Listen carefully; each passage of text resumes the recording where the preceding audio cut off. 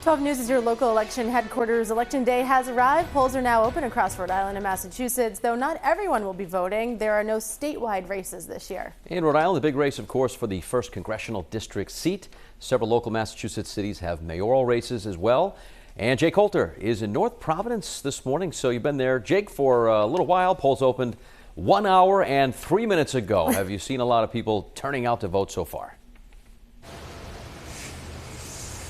Oh, Patrick, it has been a pretty sluggish start to the turnout here in North Providence this morning. Obviously, probably due in part to the rain. Many people are figuring maybe they'll just go after work once it's cleared up. But yeah, like you said, much of the attention in Rhode Island is on this CD1 race. After an unusually packed Democratic primary, voters ended up going with Gabe Amo to go head-to-head against the Republican challenger, Gary Leonard. And now tonight, we will finally find out who will be taking former Congressman David Cicilline's seat.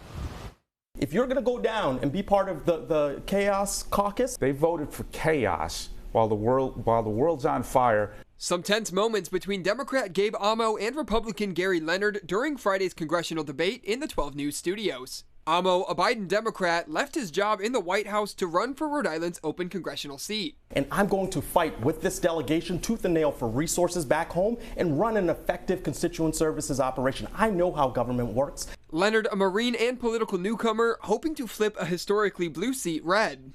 Rhode Island historically votes about 40% Republican. It seems to me a balanced delegation in Washington, D.C. would be good for Rhode Island. Across state lines, 3 big mayoral races in Massachusetts. Incumbent Fall River Mayor Paul Coogan being challenged by former Mayor Sam Sutter in what has turned out to be a heated race. You know I'm right. No, I know you're not right, because when you wrote partial payment to since that was a mistake.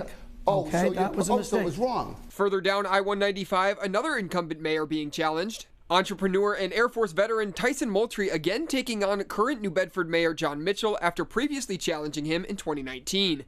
And up in Taunton, incumbent Mayor Shauna O'Connell, who made history as Taunton's first female mayor when she was elected in 2019, will face off against Ed Carrera, her former chief of staff. Now, there are also several local bond questions for voters this election. Coming up next half hour, we'll take a closer look at those. For now, live in North Providence, Jake Holter, 12 News.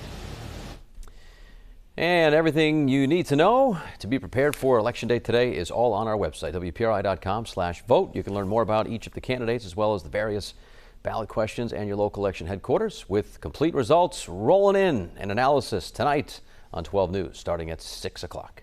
12 News is your local election headquarters. In our last half hour, we looked at some of the big races voters are facing today. But in some communities, there aren't any candidates on the ballot. Bond questions, though, those are very important. Voters deciding what should be done with their money. Jake Holter is in North Providence this morning. And Jake, tell us about all this money being voted on in the election this year.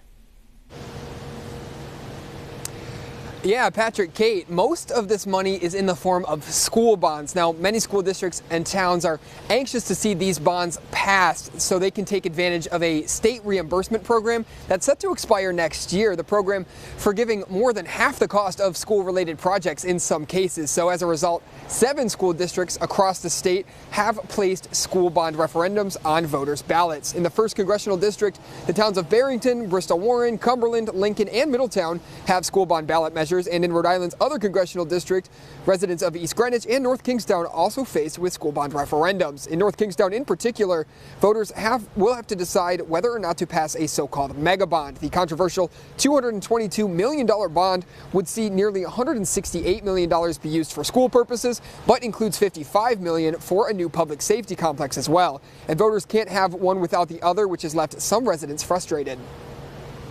The interest rates right now are at a 20-year high. What about the interest rates?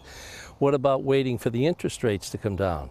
But they haven't thought this through. They haven't made a rational and comprehensive approach to this.